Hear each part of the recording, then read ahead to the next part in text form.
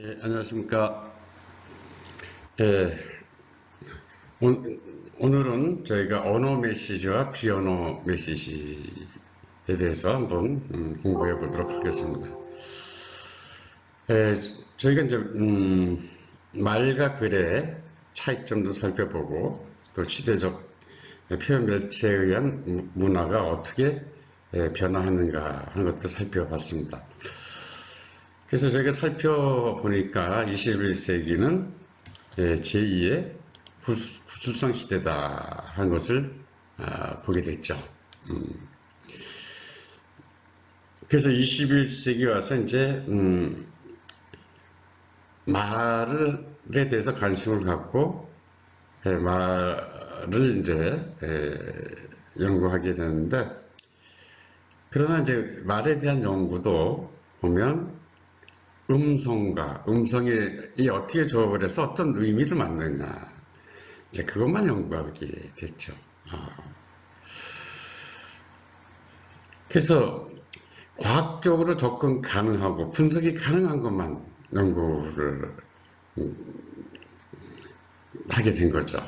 그게 이제 학문이나 언어학에서 이제 하는 건데, 그래서 악센트, 뭐 억양, 또 톤, 목소리의 질, 그죠? 그리고 음의 높이, 뭐 이런 것은 연구 자체에서 좀 배제를 했죠. 근데 우리가 사실 음성을 내면 음성만 낼 수가 없잖아요. 그죠? 목소리, 톤, 강약, 모든 것이 들어가 있죠. 근데 이것이 과학적으로 분석이 접근이 안 된다고 전부 배제하고 이제 또 학문, 과학적으로만 연구하는데, 사실 그런 걸 배제하고 연구할 수가 없잖아요. 진정한 연구를 한다면. 그래서 이제 우리가 목소리, 악센트, 뭐 이런 거에 대해서 21세기 와서 관심을 갖게 된 거죠. 그리고 우리가 또 말을 하면 소리만 내는 게 아니라 표정도 움직이잖아요. 그리고 우리가 말을 할 때 몸이 움직여요. 몸의 여러 가지 몸짓, 손짓, 이런 것들이 다 나타나잖아요. 그래서 말에 대한 진정한 제2의 구수성 시대의 말에 대한 진정한 연구를 하려면 말 자체, 곧 비언어까지 우리가 봐야 진정한 연구가 된다는 것이죠. 그래서 말에 대한 연구는 비언어에 대한 연구 없이는 사실은 큰 의미를 찾기가 좀 힘들지 않나 하는 것이죠. 그래서 오늘날 이제 바로 말에 대한 연구, 언어에 대한 연구는 바로 비언어까지 포함해서 비언어가 미치는 영향이 우리의 커뮤니케이션이나 우리의 표현에 있어서 훨씬 중요하다는 거죠. 그래서 의미만 연구하면 이제 과학이고 언어학인데, 인간의 표현, 그죠? 마음, 이런 것을 볼 때 비언어까지 봐야 우리의 마음을 읽을 수 있고 진정한 연구를 할 수 있는 거죠. 그래서 구수정 시대라고 하는 것은 바로 그런 의미가 되겠죠. 그래서 오늘은 이미지 메이킹 시대. 우리 말을 하면 이미지도 같이 나오잖아요.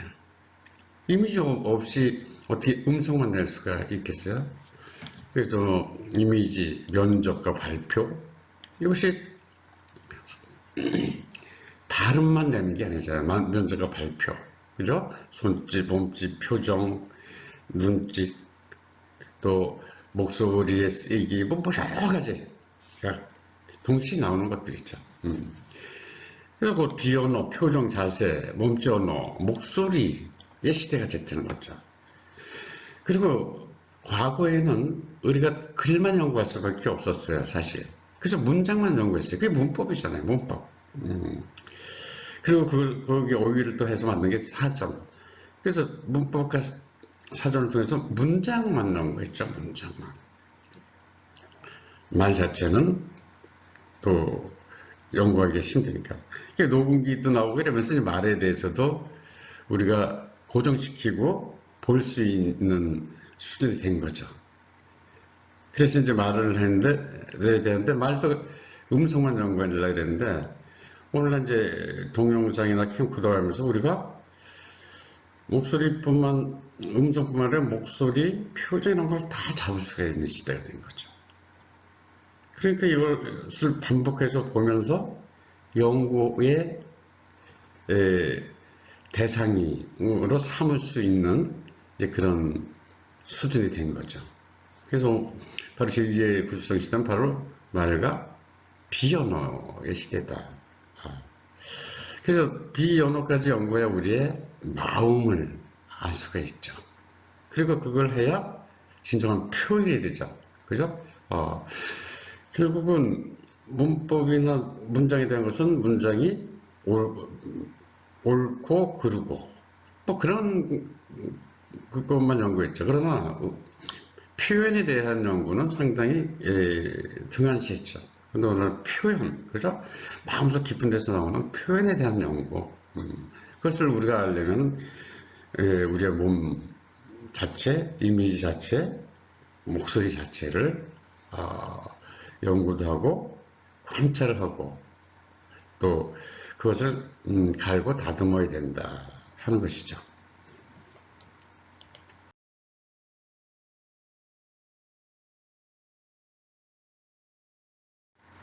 자, 언어 메시지와 비언어 메시지 한번 비교해 보도록 하겠습니다. 자, 언어 메시지. 언어 메시지를 연구하는 학문을 우리가 언어학이라고 해요. 여기서 이제 문장에서 이제 말을 연구하면서 문자와 그죠? 교환한 음성에 대한 연구를 하잖아요. 거기서 구조와 의미, 그리고 이것이 정문이냐 비문이냐, 옳으냐 틀리냐, 뭐 이제 이걸 하고 따지는 거죠. 그래서 뭐 음성학, 형태론, 풍사론, 또 어휘, 문법에서 이제 언어 능력 이걸 목표로 하죠.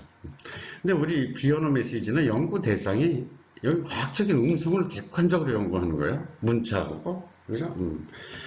우리 비언어는 인간을 대상으로 하는 거예요. 인간에 대한 연구죠.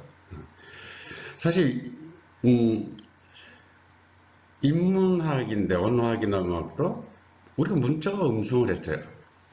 인간들이 만든 객관적인 문자하고 음성. 그래서 인간 자체를 우리가 보질 않았죠. 연구의 대상으로 삼지 않고 비언어는 바로 인간을 보는 거죠. 인간의 몸과 마음을 보는 거죠.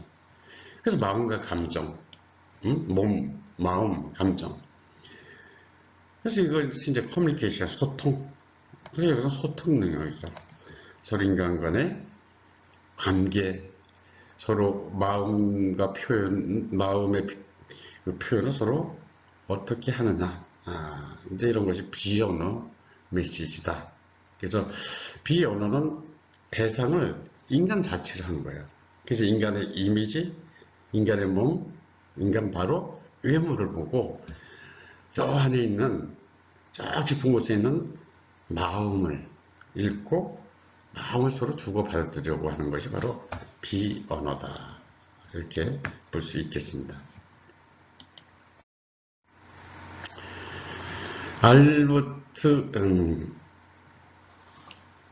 알버트 메라비안이라고 하는 여기 이제 심리학자인데 메라비안 법칙이라고 하는 것을 1971년에 사일런트 메시지, 침묵의 메시지가 있다는 것이죠. 그러니까 음성만 듣고 음성만의 의미만 이렇게 들으면서 연구하는데 침묵의 메시지.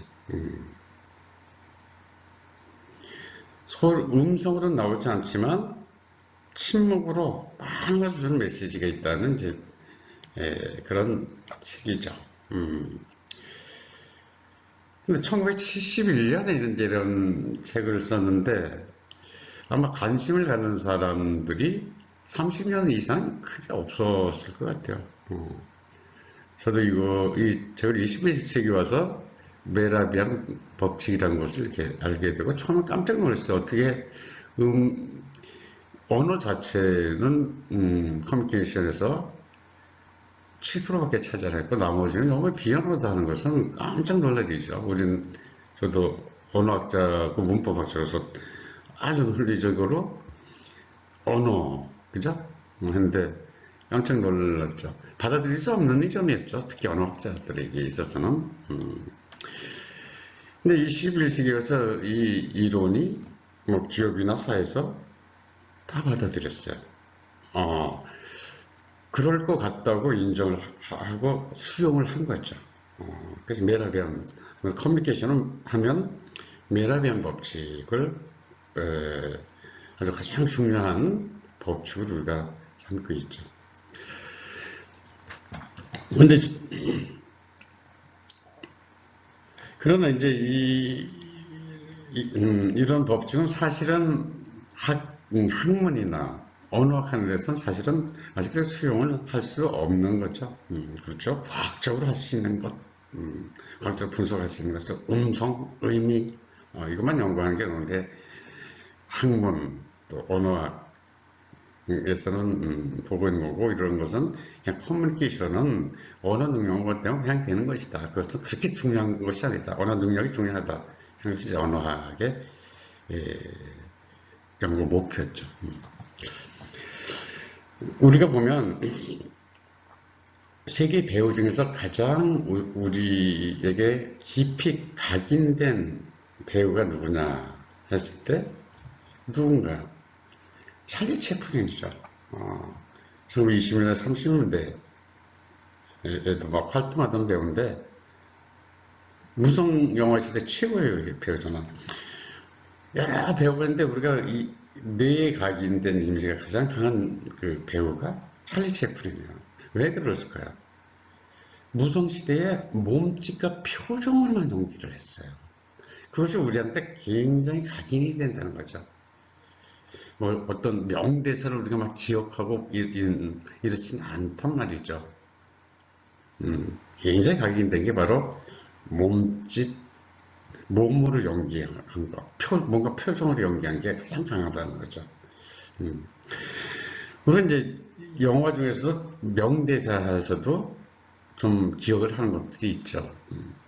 그럼 그걸 왜 기억할까요?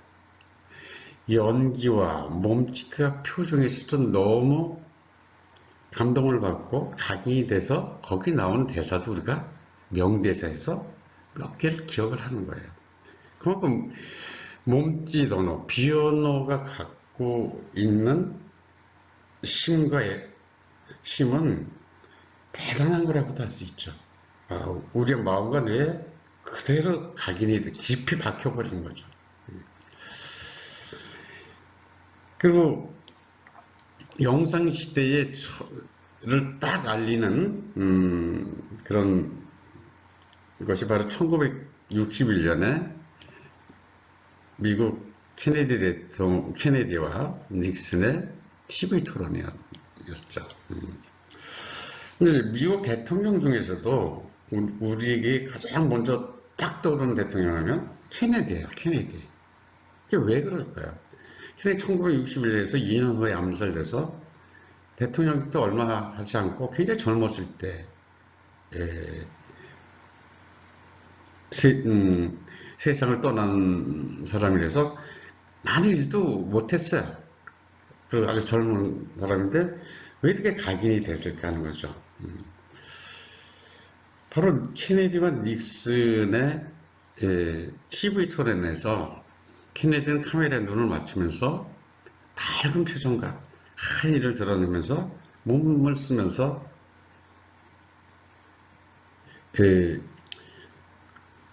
나타났을 때 모든 사람들이 깜짝 놀라는 거죠. 지금까지 대통령의 모습에서 웃는 모습을 한 번도 본 적이 없어요. 대통령 하면 그때까지는 존엄하고 진지하고 심각한 표정을 져야 됐어요. 대통령 웃는 모습을 하나도 안 보여주지 않았단 말이죠.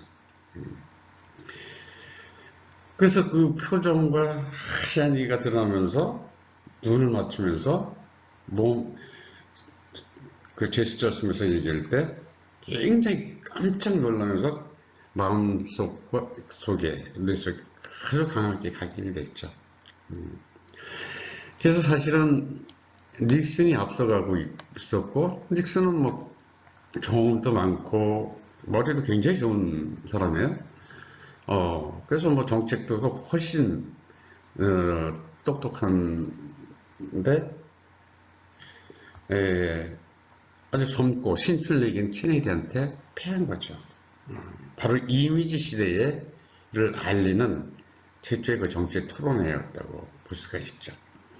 1961년부터 이제 TV가 아주 대중화되면서 이미지 시대로 이제 들어가게 되는데 이미지 시대의 첫 대통령이라고 할 수 있죠. 케네디가.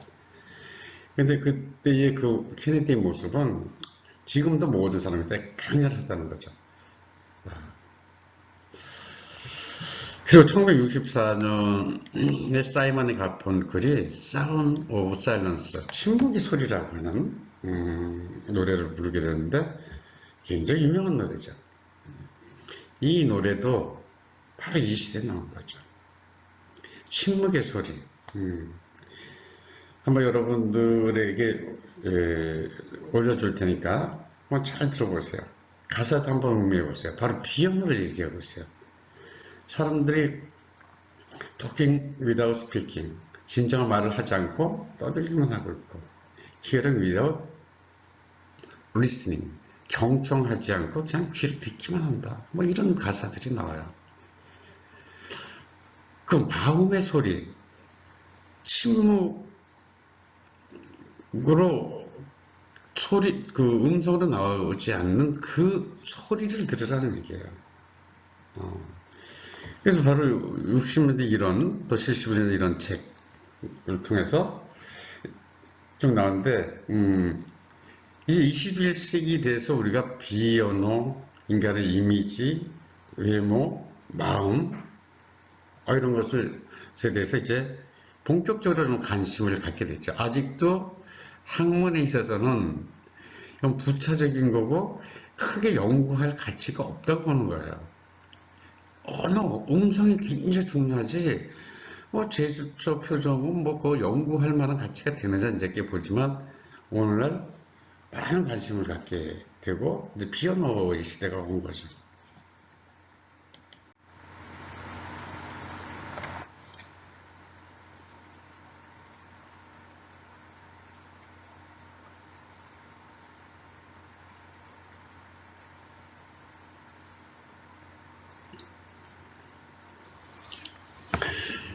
그래서 메라비안 법칙은 커뮤니케이션의 영향력인데, 그죠? 표정이 35%, 자세 20%, 목소리 30%, 언어는 7%밖에 안 된다는 거죠. 93%가 비언어라는 거죠. 커뮤니케이션, 소통에 있어서. 바로 이게 이제, 커뮤니케이션에 있어서 결국 우리 커뮤니케이션은 무엇을 하느냐? 몸으로 한다는 거죠. 몸. 언어 자체로 하는 게 아니라 몸을 움직일 때 소통이 되고, 우리 몸을 움직이는 것은 내 마음이 움직이는 거죠. 그래서 바로 그 표현이 중요하다는 것.